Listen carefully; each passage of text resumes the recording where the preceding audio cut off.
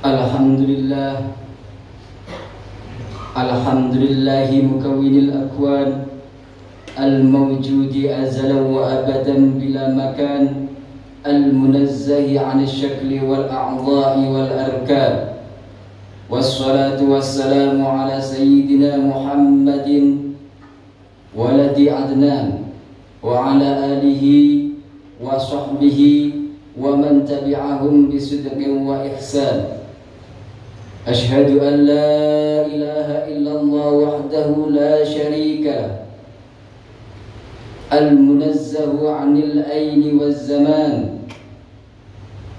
Wa ashhadu anna sayyidana Muhammadan Rasulullahil ladzi kana khuluquhul Qur'an. Amma ba'd, faya ibadar rahman, fa inni usikum wa nafsi bitaqwallah, usikum wa nafsi bitaqwallahil mannan, al-qaili fi kitabihil Qur'an, wa ma min dabatin fil ardi illa 'ala Allahi rizquha wa ya'lamu mustaqarraha wa mustawda'aha, kullun fi kitabin mubin. Qala Allah Ta'ala fi kitabil karim, ya ayyuhalladzina amanu taqullaha haqqa tuqatih wa la tamutunna illa wa antum muslimun. Hadirin jamaah salat Jumat rahimakumullah. Pertama, marilah kita senantiasa basahi lisan kita, penuhi dada kita dengan rasa syukur kehadirat Allah Subhanahu wa Ta'ala. Karena berkat rahmat, taufik dan hidayahnya, kita pada hari ini masih diberikan kesempatan, masih diberikan kesadaran untuk melaksanakan kewajiban kita selaku hamba Allah Subhanahu wa Ta'ala. Mudah-mudahan dengan mensyukuri segala karunia yang tak terhingga itu, Allah akan melipat gandakan nikmatnya kepada kita semua. Kama qala Allah Ta'ala, la in syakartum la azidannakum wa la in kafartum inna 'adzabi lasyadid. Jika kita mensyukuri apa yang Allah berikan kepada kita, maka Allah akan menambahkan nikmat karunia-Nya kepada kita. Dan apabila kita ingkar, dalam arti tidak mensyukuri segala pemberiannya, maka kita diancam dengan siksaan Allah yang sangat pedih. Salawat beserta salam semoga tercurahkan kepada junjungan kita Nabi Agung Muhammad sallallahu alaihi wasallam beserta keluarga dan sahabatnya serta segala umatnya, baik dari zaman Rasulullah hingga akhir zaman nanti. Mudah-mudahan kita termasuk umat yang berhak mendapatkan syafaatul udmanya di hari kiamat nanti. Amin Allahumma amin. Hadirin jamaah Jumat rahimakumullah. Dalam kesempatan mimbar khutbah ini juga khatib berwasiat terutama kepada diri khatib pribadi, juga kepada para hadirin pada umumnya, untuk kita senantiasa meningkatkan iman dan takwa kita kepada Allah Subhanahu wa Ta'ala. Takwa dalam arti menjalankan segala seluruh perintah Allah dan meninggalkan segala larangan-larangan Allah Subhanahu wa Ta'ala, di mana takwa itu merupakan bekal kita ketika kita menghadap Allah nanti. Allah Subhanahu wa Ta'ala berfirman, wa tazawwadu fa inna khairaz zadi taqwa. Carilah bekal, karena sesungguhnya bekal terbaik adalah takwa. Bekal yang kita bawa menghadap Allah nanti bukan harta dunia yang selama ini kita kumpulkan. Bekal yang akan kita bawa nanti bukanlah anak-anak kita yang selama ini kita banggakan, namun bekal yang kita hadapi bawa nanti adalah amal soleh, baik dari harta yang kita punya maupun dari anak yang kita miliki. Hadirin jamaah Jumat rahimakumullah. Allah Subhanahu wa Ta'ala berfirman dalam Quran surah Al-Baqarah di ayat pertama, A'udzu billahi minasyaitonir rajim. Bismillahirrahmanirrahim. Alif lam mim. Dzalikal kitabu la raiba fihi hudan lil muttaqin alladzina yu'minuna bil ghaibi wa alladzina yu'minuna bil ghaibi wa yuqimunas sholata wa mimma razaqnahum yunfiqun. Yang artinya wallahu a'lam, alif lam mim, hanya Allah yang tahu maksudnya. Dzalikal kitabul la raiba fihi. Al-Quran ini merupakan sebuah kitab yang sama sekali tidak ada keraguan di dalamnya. Hudan lil muttaqin. Al-Quran itu merupakan sebuah petunjuk bagi orang yang bertakwa. Siapakah orang yang bertakwa itu? Alladzina yu'minuna bil ghaibi, yaitu orang-orang yang beriman terhadap perkara yang gaib. Beriman terhadap perkara yang gaib, baik perkara gaib yang ada sekarang maupun perkara gaib untuk masa yang akan datang. Wa yuqimuna shalah, dan mendirikan salat, wa mimma razaqnahum yunfiqun, dan orang-orang yang mengeluarkan, menginfakkan sebagian dari rezeki yang Allah berikan kepadanya. Hadirin jemaah Jumat rahimakumullah, rezeki merupakan suatu perkara yang gaib. Rezeki sudah ada takarannya, rezeki sudah ada bagian-bagiannya. Namun karena sesuatu yang gaib, maka lumrah bagi kita selaku manusia terkadang memikirkan, bahkan menggalaukan sesuatu yang belum tampak di hadapan kita. Kita selaku manusia yang gaib terkadang masih membingungkan sesuatu yang sebenarnya sudah dijamin oleh Allah Subhanahu wa ta'ala. Apakah itu tidak boleh? Boleh, diperkenankan, asal kegalauan itu sesuai dengan tuntunan. Artinya apa? Ketika kita menggalaukan terkait rezeki yang diberikan oleh Allah kepada kita, selayaknya kita tanamkan dalam diri kita, kegalauan kita itu bukan didasari oleh kecintaan kita terhadap dunia. Rasulullah bersabda, aslu kulli khati'atin hubbud dunya. Pokok pangkal dari segala kemaksiatan itu adalah cinta terhadap dunia. Yang mengeraskan hati kita itu pun cinta kepada dunia. Apa yang dimaksud dengan cinta kepada dunia? Cinta kepada dunia bukan berarti orang yang memiliki banyak harta. Cinta kepada dunia bukan berarti orang yang terus sibuk mencari harta. Namun yang dimaksud dengan cinta kepada dunia adalah hatinya selalu melekat dengan hartanya, hatinya selalu melekat dengan keduniaan, meskipun dia tidak memilikinya. Walaupun kita memiliki banyak harta, namun hati kita tidak terlalu terikat. Ketika harta kita misalnya diambil oleh sang pemiliknya, kita galau namun galau sekadarnya, kita susah namun susah sekadarnya. Namun kita sebagai umat Islam, orang yang berusaha menjadi orang yang bertakwa, kita pantas dan boleh menggalaukan masalah keduniaan ketika kegalauan kita itu didasarkan bahwa ketika kita tidak memiliki harta dunia, kita terhambat untuk melakukan dakwah kita di jalan Allah Subhanahu wa ta'ala. Ketika kita tidak memiliki harta dunia, kita tidak bisa menyekolahkan anak didik anak kita. Kita tidak bisa memberikan pendidikan agama yang layak untuk anak kita. Ketika kita tidak memiliki harta, kita tidak bisa menjalankan rukun-rukun yang Allah wajibkan kepada kita.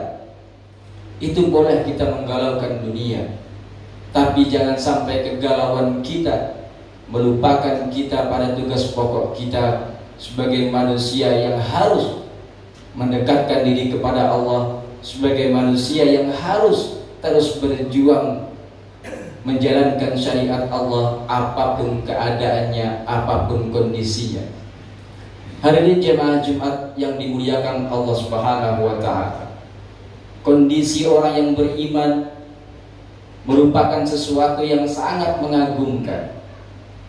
Orang yang beriman apabila diberikan kenikmatan sangat bagus, sangat baik, sangat layak, dan juga sangat pantas. Begitu juga kondisi orang yang beriman apabila diberikan cobaan, apabila diberikan ujian, apabila diberikan derajat yang rendah di dunia ini, itu pun juga sangat layak, itu pun sangat cocok. Kenapa? Karena orang yang beriman itu apabila diberikan kenikmatan oleh Allah Subhanahu wa Ta'ala, maka hatinya dipenuhi dengan rasa syukur, mensyukuri seberapapun nikmat yang Allah berikan, tetap tidak bisa dihitung meskipun sedikit dalam pandangan manusia. Bagi orang yang beriman, apabila manusia yang beriman itu mendapatkan ujian dari Allah, maka orang yang beriman itu dipenuhi hatinya dengan rasa sabar, dengan rasa sabar bahwa apa yang Allah berikan kepada orang-orang yang beriman itu akan mendapatkan balasan yang setimpal. Lalu apa yang dilakukan oleh orang yang beriman apabila diuji oleh ujian Allah Subhanahu wa Ta'ala? Maka dia akan selalu mendekatkan diri kepada Allah dengan sholat dan juga sabar. Wasta'inu bis sabri was shalah wa innaha lakabiratun illa 'alal khashiyin. Mintalah kalian pertolongan dengan sabar dan sholat, karena sesungguhnya sabar dan sholat itu sangatlah berat, kecuali bagi orang yang khusyuk. Siapakah orang yang khusyuk itu? Alladzina yadhunnuna annahum mulaqu rabbihim wa annahum ilaihi raji'un. Yaitu orang yang meyakini bahwa orang tersebut akan menghadap Allah, orang yang meyakini bahwa orang tersebut selalu dipantau oleh Allah, dan yakin bahwa hanya kepada Allah lah dia akan kembali. Lalu apa yang membuat kita terlalu susah bahkan galau berterus-terusan apabila kita diuji oleh Allah? Manusia yang beriman, dia merupakan manusia yang biasa, tapi manusia yang beriman memiliki karakter-karakter keistimewaan. Istimewanya apa? Ketika menghadapi masalah, sama seperti manusia biasa ketika menghadapi masalah, namun tidak terlalu berlarut-larut dalam kegalauan yang tidak tentu arah. Maka dari itu para hadirin yang dimuliakan oleh Allah Subhanahu wa Ta'ala, seperti apapun kondisi kita, apapun keadaan kita, jangan tinggalkan Allah, karena Allah tidak pernah meninggalkan kita. Allah tidak butuh kepada kita, kitalah yang butuh kepada Allah.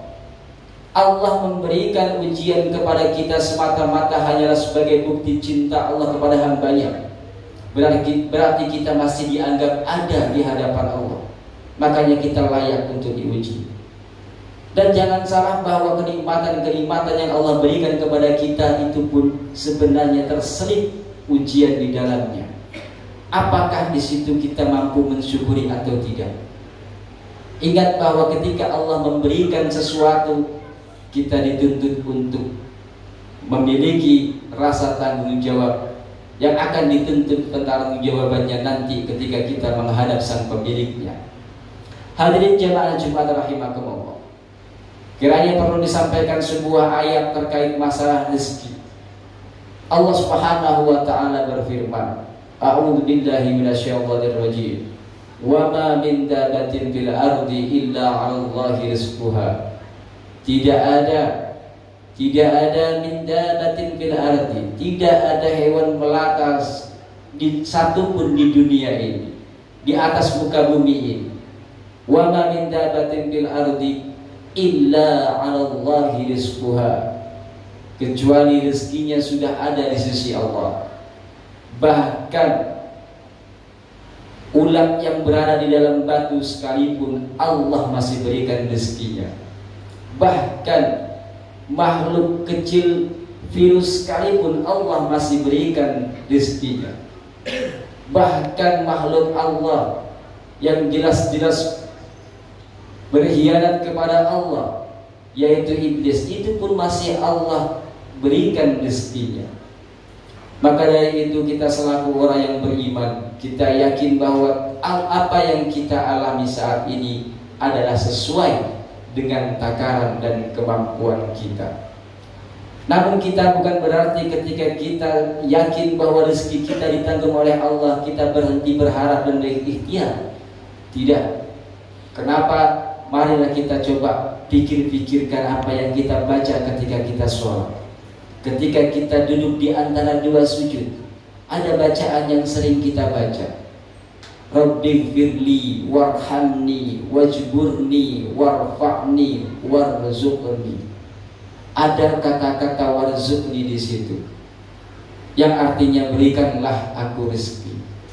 Padahal meski tanpa kita minta pun Allah sudah janjikan. Kenapa kita disuruh untuk meminta? Karena Allah yang menyuruh. Karena itulah syariatnya. Rezeki yang akan kita dapatkan itu sudah ditentukan oleh Allah. Mengapa kita harus bekerja? Karena itulah syariatnya. Itulah wasilahnya. Maka dari itu ketika kita yakin apa yang Allah berikan kepada kita, kita akan bekerja seperti manusia biasa. Namun kita akan bekerja dengan sikap yang istimewa. Istimewanya gimana? Kita bekerja namun tidak menggantungkan rezeki itu hanya pada pekerjaan kita. Kita bekerja bukan meyakini bahwa rezeki yang kita dapatkan itu dari pekerjaan kita, bukan. Ketika kita meyakini bahwa rezeki yang kita dapatkan itu adalah hasil jerih payah dari kerja kita, maka tidak ada bedanya kita dengan iblis. Tidak ada bedanya kita dengan musuh Allah. Tidak ada bedanya kita dengan musuh kita, yaitu iblis laknatullah. Ketika iblis itu mengatakan bahwa kemuliaan yang dimiliki oleh iblis itu hasil jerih payah iblis itu sendiri, maka dari itu kita selaku orang yang beriman tetap sandarkan diri kita kepada Allah Subhanahu wa ta'ala. Tetap kembalikan semuanya kepada Allah Subhanahu wa ta'ala. Kita tidak lepas, kita tidak bisa melepaskan diri dari Allah. Semakin kita berusaha menjauh dari Allah, maka sebenarnya Allah akan semakin mendekati kita. Bagaimana Allah mendekati kita?